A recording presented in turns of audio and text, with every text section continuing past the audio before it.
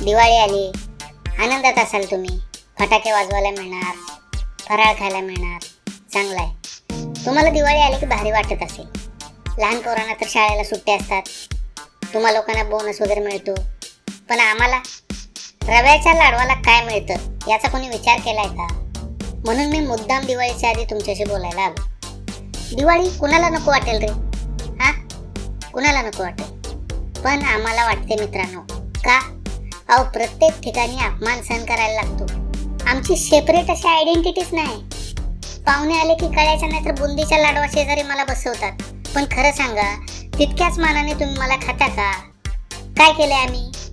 हळूच बेसनाचा लाडू उचलून त्याचा बाईट मारता, बुंदीच्या लाडवाचा थोडा तरी तुकडा तोंडात टाकता. हो, ती करंजी, फुगून बसलेली करंजी देखील खाता आणि माझ्याकडे ढुंकूनही बघत नाही. असं का करता तुम्ही? आम्ही गोडच आहे ना रे. मग आम्ही तुम्हाला नको काय? नको आहे तर बनवू तर नका ना आम्हाला. बनवताना अशी हेटाळणी करता, हे बरोबर नाही यार. अजूनही काय काय अशा सुगरणी आम्हाला किती प्रेमानं बनवतात. नुसता तुकडा जिभेवर ठेवला की विरघळतो अशी त्यांची रेसिपी असते. एक तर आमच्या नशिबी नावडतीच्या मुलासारखी वागणूक, वर रेसिपी चुकली तर विचारायलाच नको. माझ्या तायांनो, रेसिपी चुकतेच कशी? थोडं काळजीनं आम्हाला बनवा ना. तुमच्या हातात आमचं आयुष्य आहे बायांनो. आमचं लाईफ एवढं कॅज्युअल नका घेऊ, नाहीतर आमची पिढी अशीच लुप्त होऊन जाईल. बऱ्याचदा आम्ही ठीकठाक बनतो खाण्यायोग्य, पण बऱ्याच तायांची त्यांची पर्सनल रेसिपी असते. कुठल्या शेफचा असा कुठला सिक्रेट फॉर्म्युला आहे, तो वापरल्यावर आम्ही एवढे टणक बनतो. त्या तुम्ही फेविकॉल तर नाही ना टाकत? मग आम्हाला फोडायला दुसरं एखादं अवजार का शोधायला लागतं?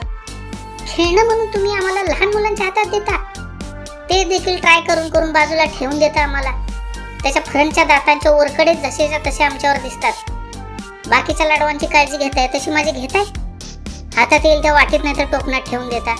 अंगावर चिवड्यातलं तिखट, हळदीचं डाग, काय लग्न आहे का माझं? काही ठिकाणी तर आम्ही फक्त सर्क्युलेशनसाठी वापरलं जातो. मला एक कळत नाही, दिवाळीत सगळ्यांच्या घरी फराळ बनवतात ना, मग कशाला एकमेकांच्या घरी देता?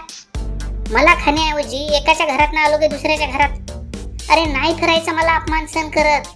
खायचं असेल तर खा, नाही तर नका बनवू मला. एकच विनंती आहे सगळ्यांना, थोडी इज्जत द्या रे आम्हाला.